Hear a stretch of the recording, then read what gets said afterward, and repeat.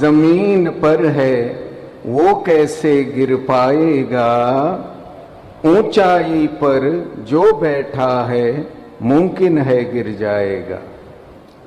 साथ संगत जी प्यार से कहना, ध्यान नहीं करना।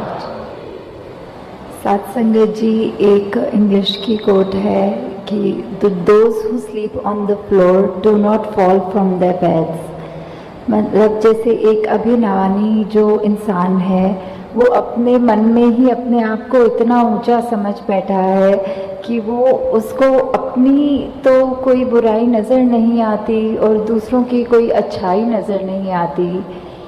ऐसे जब उस इंसान का मन का भाव है तो वो निश्चित ही एक इतनी ईगो धारण कर बैठा है कि अब वो उस तल से जब नीचे की ओर अगर गिरे तो निश्चित ही उसको चोट पहुंचेगी।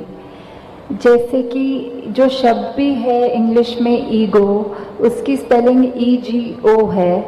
अगर ई हटा दें तो सिर्फ गो बनता है, बचता है। मतलब जैसे कि एक ईगो को लेट गो करें अगर हम, तो ही हम वो निम्र भाव अपनी ज़िंदगी में उतार सकते हैं।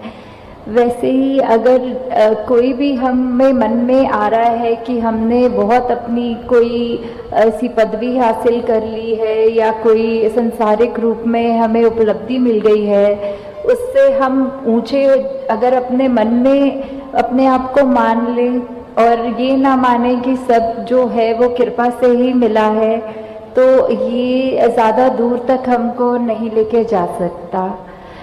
आगे जी।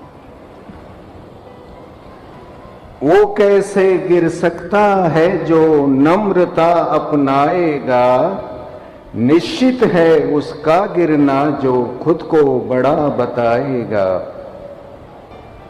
साथ संगत जी, जैसे एक बचपन में कहानी सुनी थी कि जो घास होती है वो बहुत ही नीचे नम्र भाव में रहती है और जो पेड़ होते हैं वो ऊंचे होते हैं, स्टिफ होते हैं, टॉल होते हैं। जब आंधी आती है वो समय आता है जब एकदम पता लग जाए कि कौन कैसा है, उस समय तो वो बड़े ऊंचे पेड़ तो गिर के टूट जाते हैं और जो घास होती है वो बिल्कुल अपने जगह पर ही रह जाती है। वैसे ही जो हमारे अगर मन में अगर ये नम्र भाव है तो हमें वो ही आगे जीवन में बहुत दूर तक पहुंचा सकता है। हम बिल्कुल गुरमुख की तरह एक जीवन व्यतीत कर सकते हैं। और जबकि एक अगर हमारे मन के भाव ऐसे हैं जो ना हम मतलब ऐसे एक उस तरह बन जाएं कि एक ऊंचाई वाले हैं, जैसे एक स्पाइडर वेब होता है, जब कोई मक्खी या कीड़ा ऊंचा उड़ते उड़ते जाए और वो सामने वेब हो, वो उसमें तो अटक जाता है, पर एक अगर सांप जैसे रेंगते रेंगते उसमें फंसे भी तो भी एक सांप के पास एक एक्स्ट्रा स्किन होती है टू शेड, तो वो अपनी स्किन नहीं उतार के उस स्पाइडर वेब के आर पार हो जाता है।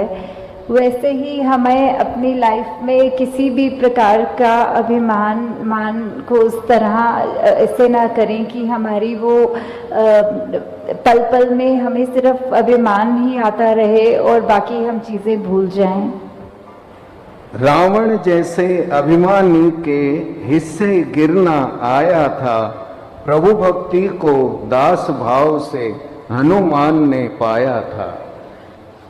सत्संग जी, जैसे हम बचपन से ही ये पुराने उदाहरण पढ़ते आ रहे हैं, चाहे वो रावण का भाव हो, हिरण्यकश्यप का भाव हो, ऐसे काफ़ी सब ईगोइस्टिक सिंबॉलिकली जो आता है, और दूसरी ओर हनुमान जी जैसे उदाहरण जो बहुत ही दास भाव में होते हैं, वो उदाहरणों से जैसे कि वही डिपिक्ट होता है कि एक अगर वज़न है, हम उसको पानी में अगर फेंकते हैं तो वो वेट नीचे चला जाता है, और जबकि एक हल्की चीज़ जैसे थोड़ी लक्कड़ का तिनका या फिर कोई स्पॉन्ज ऐसी चीज़ हो, वो हमेशा पानी के ऊपर ऊपर ही तैर जाती है।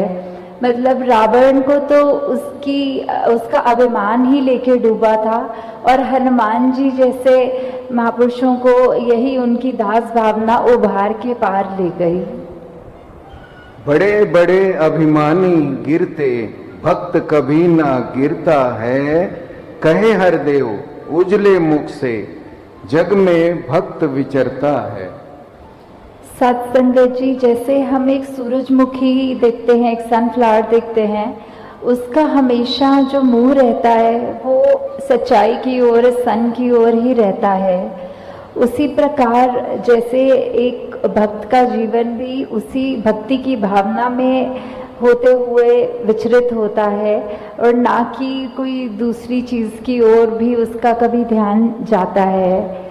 सत्संगत जी, आप जिस तरह एक इंसान होता है वो अब उसका अगर ईगो का ही उसका भाव है तो उस समय उसका मुंह ही उसका उस तरह तो सबसे अच्छा दोस्त भी बनेगा, क्योंकि through the mouth the words still live on, और वही वर्ड्स बाद में एक्शंस भी बनते हैं। तो वही अगर हमारा ईगो की तरह ध्यान है या हमारा एक दिमाग ईगोइस्टिक हुआ है, वैसे ही हमारे विचार बनते बनते हमारे शब्दों में भी वही ईगो आ जाएगा, और हमारे धीरे धीरे कर्मों में भी ऐसी ज़िंदगी बन जाएगी जो बिल्कुल और किसी को पसंद नहीं आएगी, और हम सिर्फ अपनी ही इस ख्याली दुनिया में अपने आप को ऊंचा मानते हुए जीवन व्यतीत करेंगे। ये तो हरगिज़ भक्तों की ऐसी जीवन नहीं होती।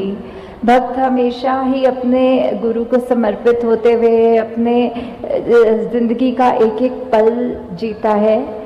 निरंकार सब पे कृपा करे कि सबकी ज़िंदगी में एक अच्छे सद्गुण गुरमुख वाले एकदम भाव रहें, और दूसरी कोई भी माया रूपी जो भी कष्ट कठिनाइयाँ या फिर कुछ भी ऐसा जीवन में आए तो वो छू कर भी ना जा पाए उस भक्त को। और दासी अंत में एक सबके साथ शेयर करना चाहती है जी कि आज कैलकाटा में गॉड अवार्ड्स, GOD अवार्ड्स है, जिसमें सदगुरु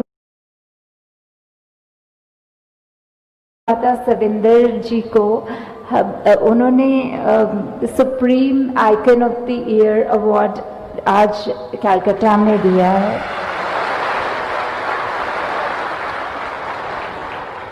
और अंत में एक दासी यही सबसे प्रार्थना करती है कि आप सब जिस तरह से इस निरंकार से पल पल जुड़े हुए हैं, चाहे कोई भी बाधा कठिनाई कोई भी हालात आए, दासी पे भी मेहर करो कि इसी तरह से आप सबकी चरण रज बन के रह पाए।